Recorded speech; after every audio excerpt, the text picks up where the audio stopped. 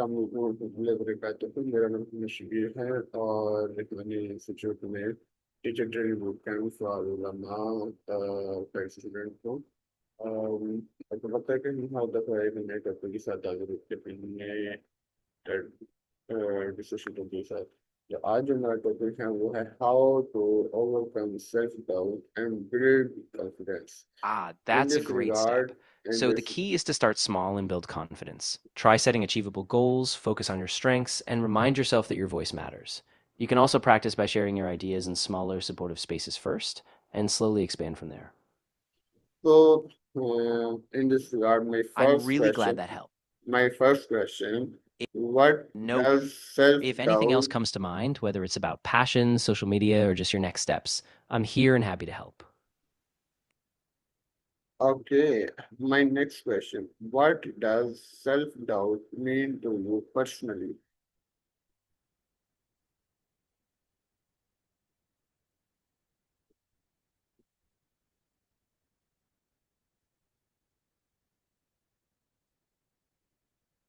Do you understand my question?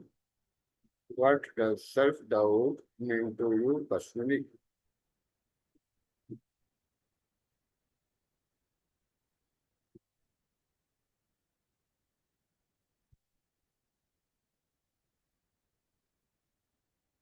I think there is problem for ChatGPT. I am connecting again, upbranding for that.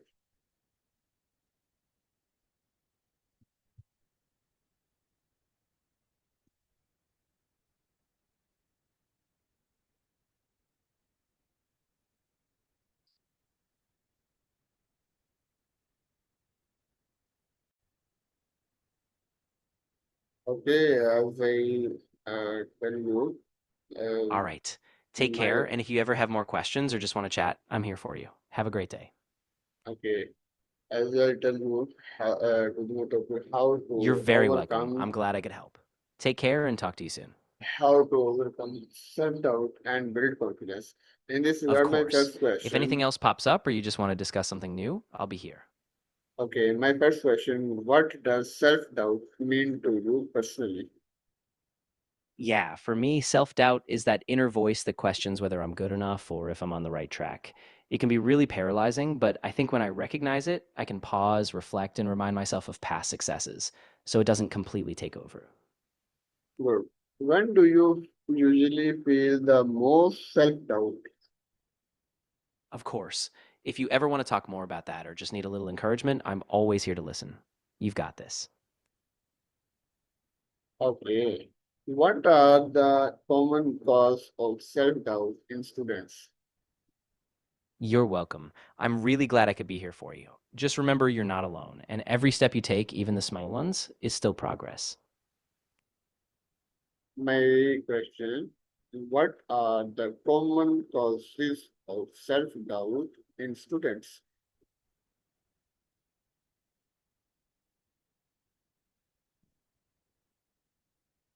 Do you understand my question? Of course, feel free to ask anything at any time. I'm always here to help, and we can dive into whatever you're thinking about next.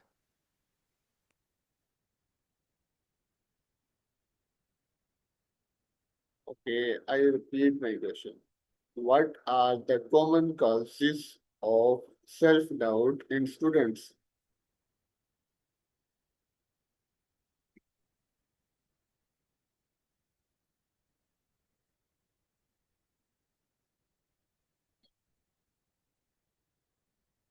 I think now there is some noise which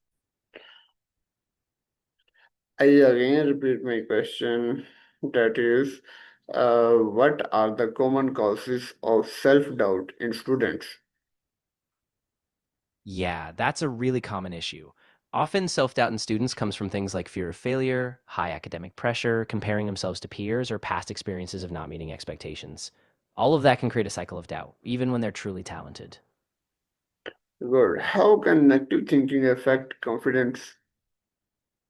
Yeah, definitely. When students experience repeated setbacks or failures, it can really chip away at their belief in their own abilities. Over time, that can make them hesitant to take risks, speak up, or even try new things. So it's really important to help them build resilience and perspective. Good. Why is self-confidence important in life? Oh, it's really fundamental. Self confidence gives you the courage to take on challenges, make decisions, and pursue your goals. It also helps you handle setbacks with resilience, and it allows you to express yourself authentically, which is so important for building meaningful connections and staying motivated. Good. Can self-doubt stop people from achieving goals? How? Yeah, it really can. When self doubt creeps in, it can make people second guess themselves, avoid taking action, or just give up too soon. It's like a mental barrier. So, building confidence and challenging those negative thoughts is key to pushing through and reaching your goals. Good. What is the difference between confidence and arrogance? Ah, that's a really important distinction. Confidence is a grounded belief in your abilities, but it's paired with humility and openness. Arrogance, on the other hand, is a sense of superiority. It's often dismissive and doesn't leave room for growth or others' input. Can you further explain this point? Of course. So when someone is confident, they know their strengths, but they're also open to learning and listening to others. They can admit when they don't have all the answers. Arrogance, though, often ignores other perspectives, and it can come across as dismissive or even controlling. So confidence empowers, while arrogance pushes others away. Okay. In your opinion, confidence is a power. And in this, when a person is confident, he learn as well as share knowledge. But in arrogance, um, there is he ignored other people's. Right? Am I right? Absolutely. You're spot on. Confidence creates this positive ripple. When you're secure, you're willing to lift others up, share what you know, and collaborate. Arrogance, on the other hand, keeps people at a distance and blocks that kind of growth. Okay. My next question: how can positive self-talk improve confidence? Yeah, that's a great question. One way is to keep a journal of your achievements. Reminding yourself of past successes can really shift your mindset. Also, practice self compassion. Treat yourself like a friend. And taking small risks, speaking up in class, trying new things, gradually builds that confidence muscle. Why do many teenagers struggle with confidence? Yeah, a lot of it comes down to the fact that adolescence is such a formative time. They're still figuring out who they are, and they often face a lot of external pressures like social expectations, comparisons, and academic stress, which can really shake their confidence as they grow. Good. How does fear of failure create self-doubt? Yeah, it's really powerful. When someone fails, especially if it's tied to something important, it can create this fear that they're not capable or that they'll never succeed. That fear can then make them hesitate in the future, even when failure is just a normal part of learning and growth. Good. What role does family support play in building confidence? Oh, it's huge. Families often provide that first support system. When parents or guardians encourage effort, celebrate small wins, and offer reassurance, it creates a safe space for kids to take risks, knowing that even if they stumble, they're still valued and capable. Good. How can teachers help students overcome self-doubt? Yeah, teachers play a big role by providing a supportive environment. When they give constructive feedback, set achievable goals, and recognize progress, it helps students see their potential. Also, fostering a growth mindset, encouraging them to view mistakes as learning opportunities, can really help them build lasting confidence. Good. Why should we stop comparing ourselves with others? Yeah, because comparison really drains our confidence. Everyone's on their own timeline, and when we compare, we often overlook our own progress and unique strengths. So when we focus on our own journey, we stay motivated, we grow on our terms, and we celebrate our own wins. Good. What are some signs of low self-esteem? Yeah, some common signs include constant self criticism, a fear of taking risks, difficulty accepting praise, or maybe avoiding challenges altogether. People with low self esteem often doubt their worth, which can affect both their motivation and their relationships. Good. How can setting small goals increase confidence? Yeah, it really works. When you set small, achievable goals and you reach them, it gives you the sense of progress and capability. Each win builds momentum and it helps you trust yourself more. So over time, those small steps lead to bigger confidence and bigger achievements. Good. Why is it important to celebrate small achievements and how can learning new skills improve self-confidence? Yeah, celebrating small achievements is crucial because it gives you a sense of progress and momentum, which keeps you motivated. And learning new skills is a big confidence boost because every time you master something new, you realize your potential, and that belief in your ability carries over into other areas of life. Good. What habits can help reduce self-doubt? Yeah, definitely. Practicing self compassion is really helpful. Being kind to yourself when things don't go as planned. Also, surrounding yourself with supportive people, practicing positive self talk, and focusing on your strengths all help reduce that inner doubt. Good.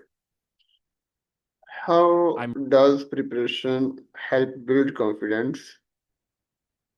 Yeah, preparation is huge. When you put in the time to practice and get ready, you reduce uncertainty, so you feel more in control. And that sense of preparedness really boosts your belief in yourself. So when the moment comes, you can trust your abilities. Good. I'm really glad that resonated. If anything else pops up or you want to dig deeper into confidence or any other topic, just let me know. Very good. How does preparation help build confidence? And why do people sometimes underestimate themselves? Yeah. So repetition really builds confidence because the more you practice something, the more familiar and capable you feel. But a lot of times people underestimate themselves because they compare themselves to others or they focus on past mistakes or they just have this inner critic that downplays their potential. Okay, how can mistakes help us grow stronger? Yeah, mistakes are really powerful because they teach us resilience and adaptability. When we reflect on them, we often uncover new strategies, skills, or insights. So each mistake is kind of a stepping stone. If we let it guide us, we grow stronger and more confident in the process. Good. Why should we believe in our abilities? Yeah, we should believe in our abilities because it's a self fulfilling cycle. When we trust ourselves, we take on challenges, we learn, and we get better. And that belief helps us stay motivated, take risks, and ultimately achieve what we set out for. Good. How does body language affect confidence? Yeah, body language is huge. When you stand tall, make eye contact, and keep an open posture, it not only signals confidence to others, but it also actually makes you feel more confident inside. It's like a feedback loop. Your body leads and your mind follows. Good. Can helping others improve self-confidence? Why? Absolutely. When you help others, it shifts the focus away from your own doubts and lets you see the positive impact you have. That sense of purpose and knowing you've made a difference reinforces your value, which builds your confidence over time. Hmm. And how can public speaking help build confidence? Yeah, public speaking is a big confidence builder. The more you practice, the more comfortable you become with expressing yourself, organizing your thoughts, and being heard. And each time you step up, you prove to yourself that you can handle it, which boosts your confidence in other areas too. Good. What role does discipline play in personal growth? Yeah, discipline is really the backbone of personal growth. It's what helps you stay consistent, even when motivation dips. By setting routines and sticking to them, you build habits that push you forward. And over time, those small disciplined steps lead to big transformations. Why is patience important while building confidence? Yeah, patience is really key because confidence doesn't come overnight. You have to allow yourself time to learn, to stumble, and to grow. When you're patient, you recognize progress, even in small steps, and that builds a more lasting, genuine confidence. How can reading motivational books help? Oh, they can be really powerful. Motivational books give you fresh perspectives, practical strategies, and stories of perseverance. When you read them, you internalize those lessons and you get this boost of hope and belief that you can overcome challenges too. Good. What are some daily practices for improving confidence? Yeah, definitely. So, starting the day with positive affirmations, setting small daily goals, and practicing gratitude all help. You can also reflect on your progress in a journal or even visualize yourself succeeding. And the more you do these little practices, the more confident you become day by day. Helping. Why is self-acceptance important? Yeah, self acceptance is really crucial because it allows you to embrace yourself, flaws and all, without constantly seeking validation. When you accept who you are, you free yourself from comparison and you give yourself the space to grow, knowing you're worthy just as you are. Good. And how can gratitude reduce negative thinking? Yeah, that's a big one. You can start by catching yourself when you have those negative thoughts and then challenge them with more balanced or positive ones. Practicing gratitude daily, surrounding yourself with supportive people, and even just being mindful of how you talk to yourself all help shift your mindset over time. What is connection between confidence and success? Yeah, that's a great distinction. Confidence is really about how you feel inside, your belief in your abilities, while success is an external outcome. So you can be confident without having achieved a big success yet. And likewise, success can boost your confidence, but the two are separate. Good. How can prayer or spirituality help during self-doubt? Yeah, that's a great point. When we practice self compassion, we treat ourselves with kindness instead of harsh criticism. It gives us space to make mistakes, learn, and grow without that spiral of self doubt. So it really grounds us and helps us stay resilient.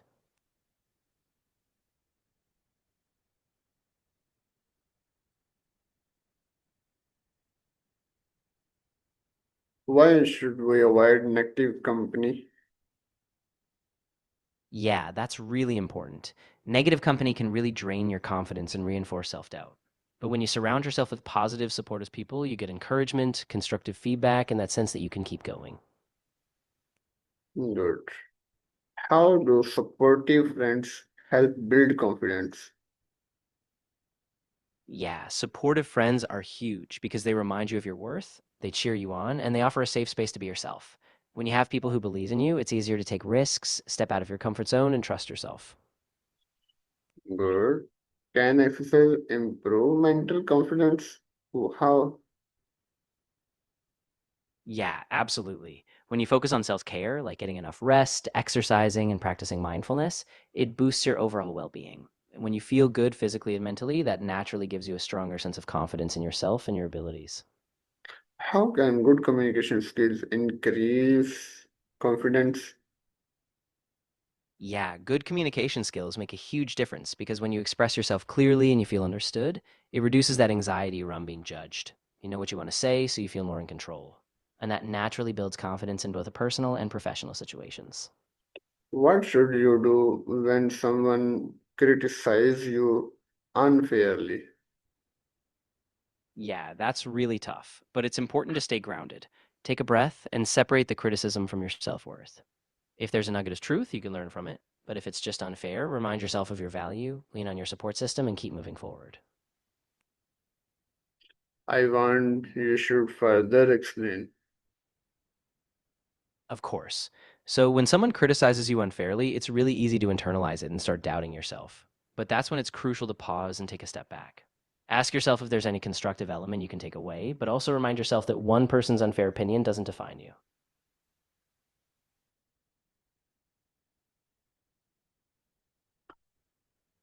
Okay, how can time management improve self-confidence?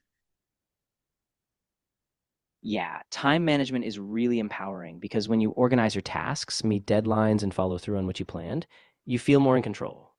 That reliability you build helps you trust yourself more, and that confidence carries over into other areas of your life.